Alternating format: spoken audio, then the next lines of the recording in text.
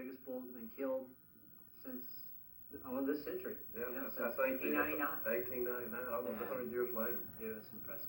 You know, my boy David kind of redeemed himself. He redeemed himself, didn't he? Yeah, he did a good job. Did That was the a great job. hunt. Tell us a little about that hunt. That's not the first bull that you saw. We had so many bulls around us. We were just going in, being real aggressive with them, and we were actually just about ready to shoot another bull when this bull was coming into us and just, had us pinned there, and luckily he was a great big bull, or we busted him a lot. Boy, as you can tell by the thing we had, I don't know how many bulls we had around us. I think what was so crazy about watching that hunt, just watching the hunt, all the bulls just bugling all around you. Of course, obviously didn't get on camera, but you had to be in 9, 10 different bulls. Yeah, there was a lot of bulls around there, and David's adrenaline had to be pumping, but he did the job. I tell you, he did a great job, but that's my man right there. That's my man. That's the man. Maybe all your guys, we did it, Grizz. Yes, sir. We had a good hunt. I want to introduce Grizz Montoya, and we were out at New Mexico, and he and I had some great hunts out there. But that's my guy for life. We made a contract together for life. You're out. You going with David, but we had a great hunt. But Grizz, hunting with you this past hunting season, I learned so much, from different techniques, but there's so much, George, as we all talk about in calling and bugling for elk. And what I'd like you guys to do is take us through cow calling and obviously some bugling as well. But you were telling me something very interesting in conversation in the past. You probably use a cow call more than you do for bugling in a hunting situation. Without a doubt. I interview a lot of guides that want to work for us every year, and one that tells me that he's bugling a lot of bulls and bringing a lot of bulls basically is a guy that doesn't know what he's talking about. So if I apply for a job, I bugle 70 in, exactly. The cow call is really the way to do it nowadays, and that's what my guides. We use the bugle strictly as locating call in the morning. We use a lot of rifle hunts to stop a bull so we can get a standing shot at him. But what we're using and have been for the last 4 or 5 years is really the cow call, right. And that's the call that really is producing our type of bulls. Right. Grizz, what I'd like for you to do is take the cow call and do some explaining. One of you taking and tell us a little bit in a hunting situation, but what are we trying to accomplish by using the cow call? Well, just as the turkey hunters know, that whenever you use a cow call, you're trying to make the bull, you're trying to create an illusion and have the bull come into a female call. Right. And that's exactly, there's so many different ones out in the market, but what we're trying to do here is actually use the more aggressive, hyper type bugles that are the cow calls that bring the bulls in a little better. Right. Like turkey hunting, it's all different kind of calls, from yelping to cutting, what we talked about. But basically, elk hunting is a very simple, one or two sound note, I believe. That's real simple. Yeah. That's really all there is to it. In calling for us using the cow call, can you do something? We talked about this in turkey hunting so much. Can you overcall? I feel you can, but you can also be very timid in your calling as well. You need to try to get a feel of what that bull is doing. Right. What I've got here is a Wayne Carlton fighting cow call, and this cow call here, used aggressively, can really call the bulls in. Right. It really works How well. about show us how you Sure. call?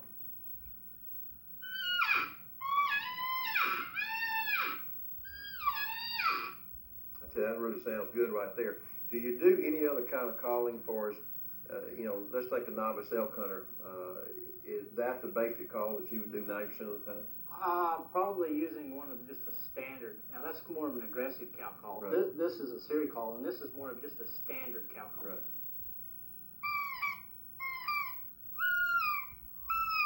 That's more of just a standard cow call.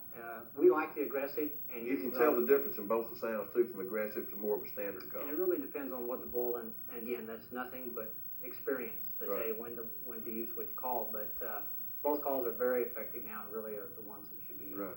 Now, let's go through another scenario for us, locating bulls, and very similar. I'm going to keep relating this to turkey hunting because I do a lot of turkey hunting. But at daylight or in the afternoon or any time during the day, you use a bugle a lot for us locating, the bulls, for us during the day. Just similar to what we would do maybe owl hooting in the morning, for us locating turkeys. Right. Take me through some of those scenarios, George. How and when to use a bugle.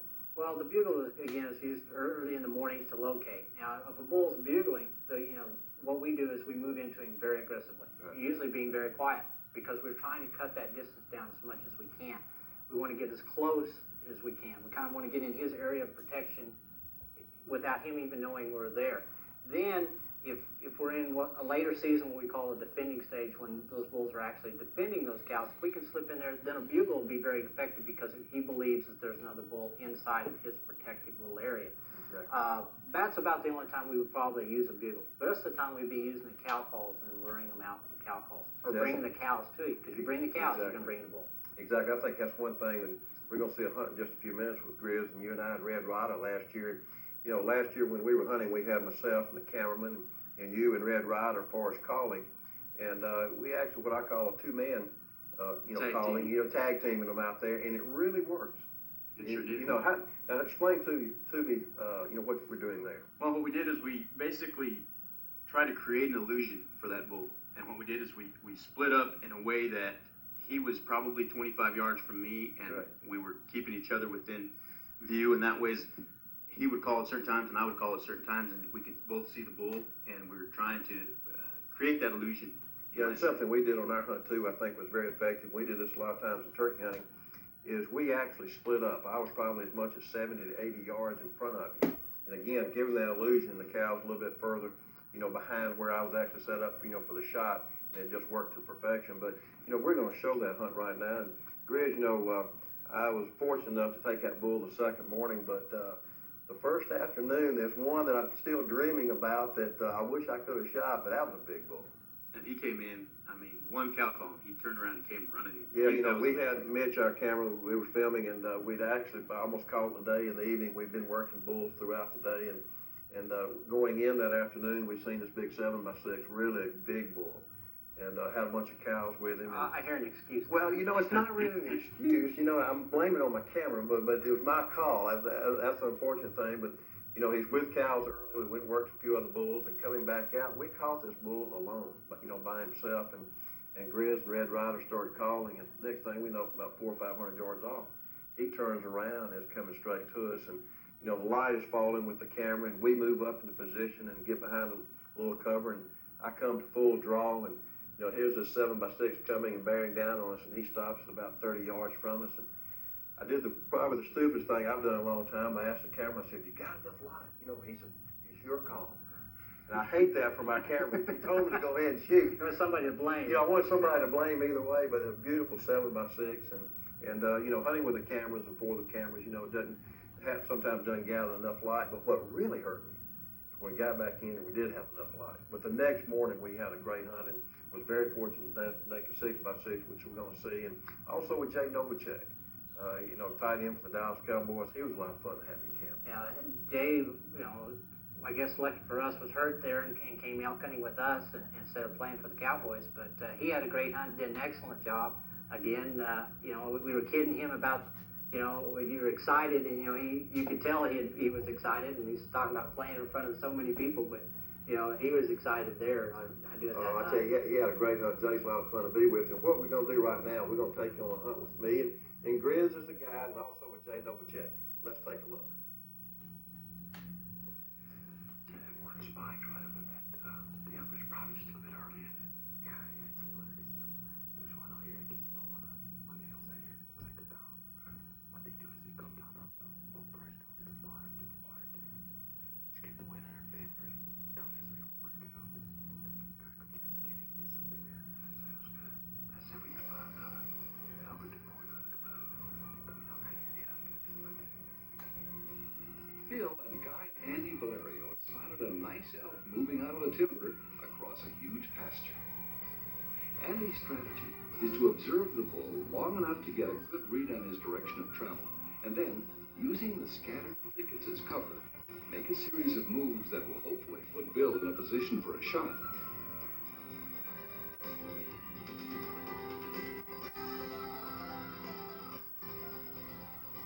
As the bull continues his march, Bill and Andy silently but quickly move to a point that will intercept the animal.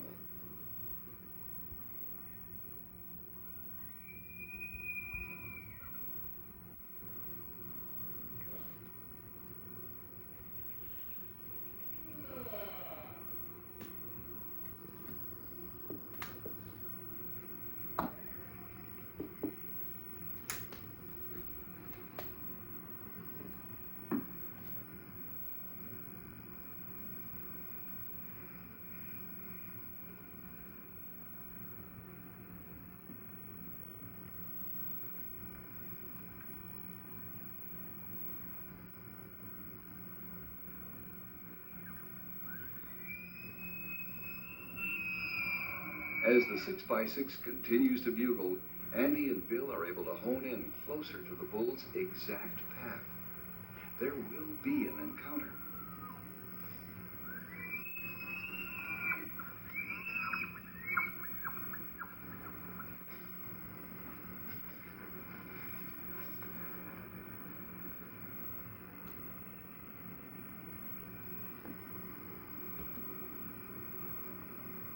Bill and Andy are in position. Listen carefully, and you'll hear Bill's arrow being drawn back across the rest.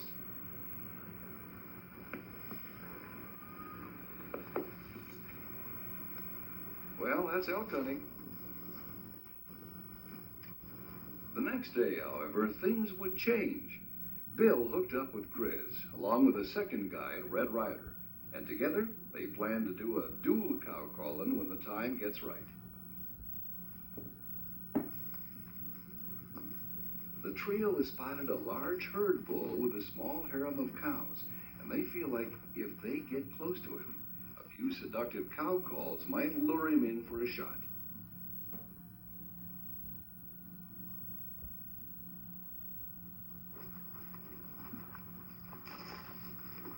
Being very, very careful not to expose themselves, they take every opportunity to glass carefully before moving into the opening.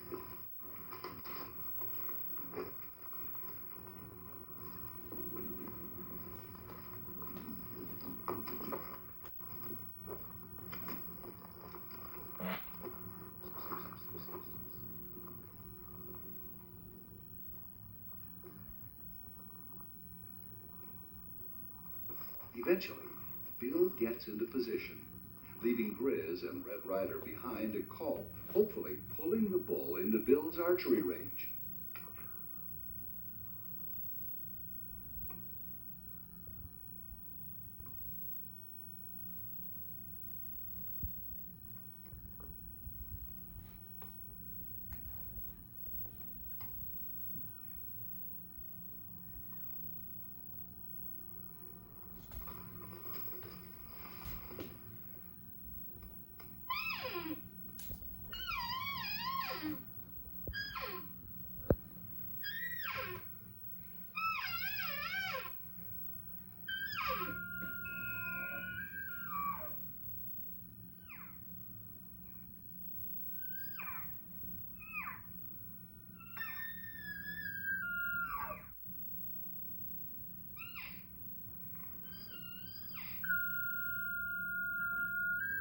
Bill can hear the bull walking towards him.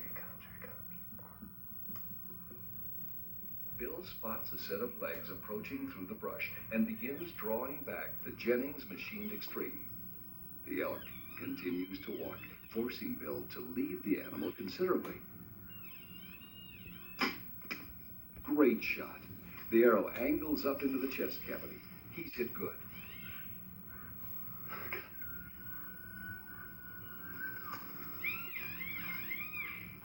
Grizz and Red Ryder continue to call, trying to relax the bull, hoping he won't run far.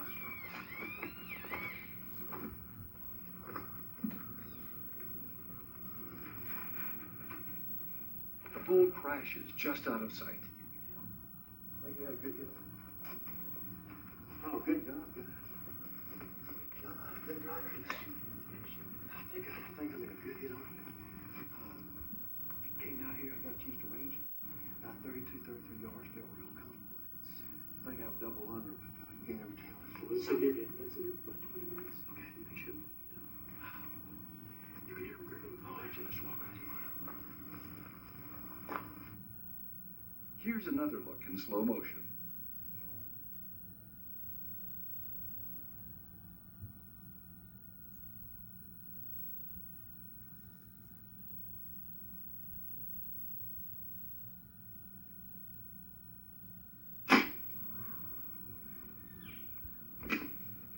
great shot.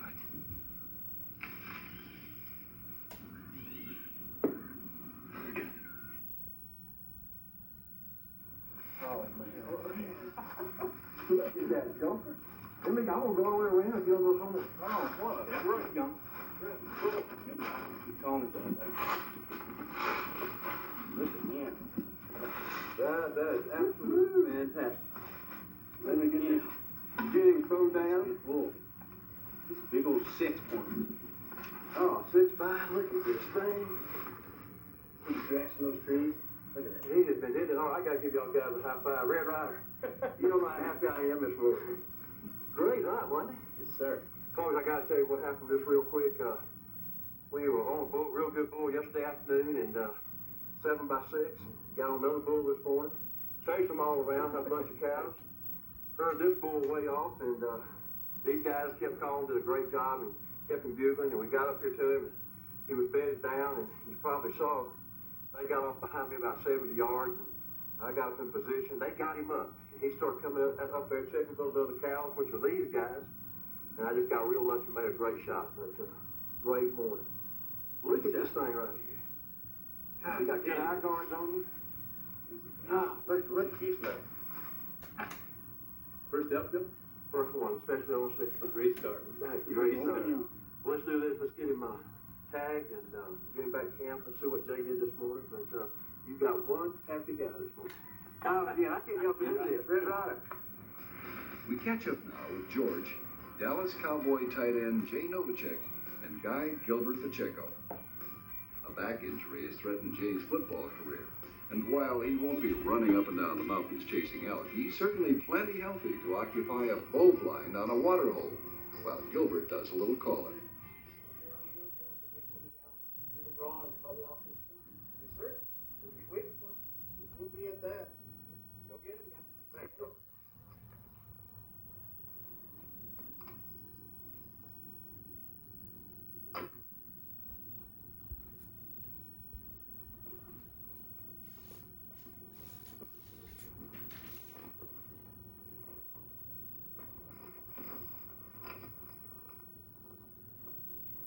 These bulls come in off this ridge, come off of this point right here, or they'll come off of that north base over there on that side.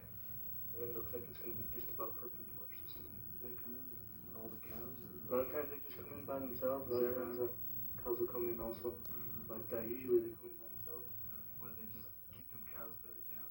That's usually what happens. If they come into water with cows, they usually don't drink. They just stay at the end of the water. So. See what comes in.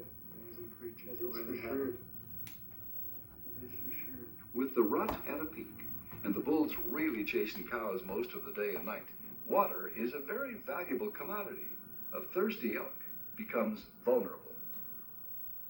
As expected, a lone bull appears out from the timber headed towards the tank.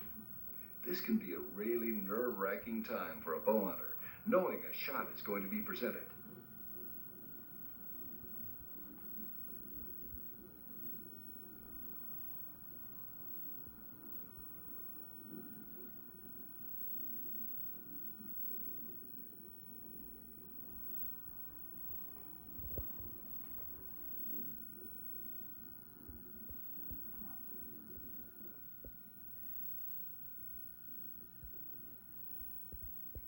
A second camera angle over Jay's shoulder gives you a bird's eye view.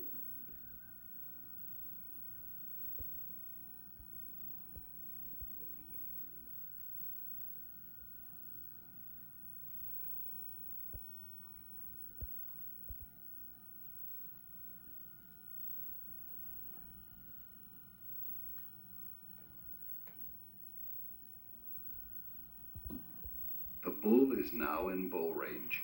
Jay is patient and waits for the elk to angle his body perfectly.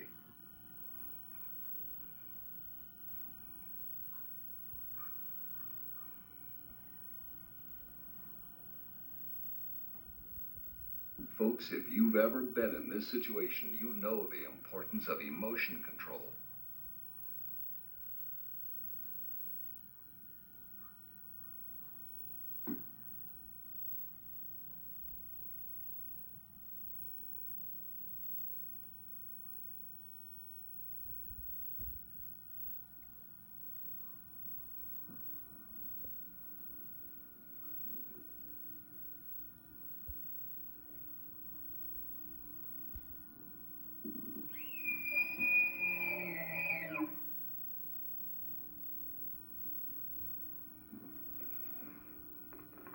Jay begins to move his bow into shooting position.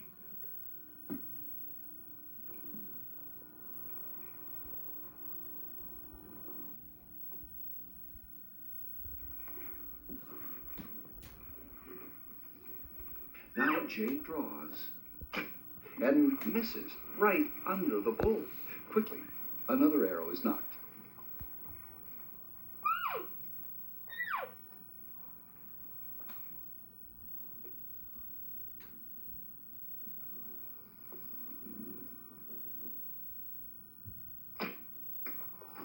This time, the arrow finds its mark. With the broadhead and most of Jay's 33-inch arrow shaft quartering into the bull's vitals, he won't go far. Good hit, Jay. Good shot, good shot. He's not going very far. Stop. Excellent.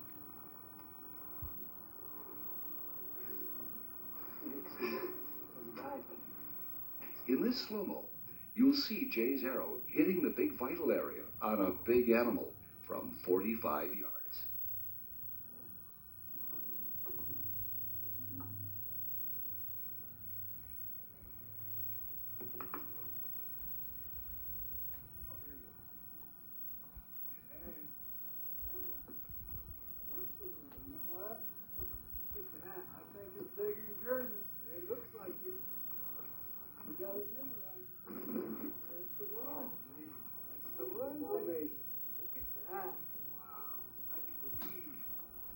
Huh?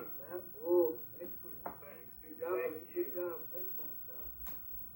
Oh, man. First one. Bull taper. First bull. Can't beat it. No, you can't beat it. Now let's join Realtree Pro staffer Brad Harris of Loman Game Calls with this monster bull hunting tip.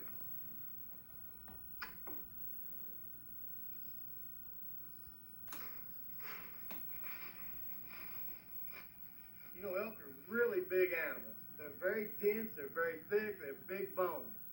When you're out there and you get that shot of a lifetime, you want to make sure you put it in the right spot. Look for that quartering away angle. Try to avoid the big bones. These are big, thick animals. Make sure you pick the shot properly. You know, like I said, elk are big animals. They may stand 5 foot at the shoulder and weigh 900 pounds or more. And that means you need to make the right shot.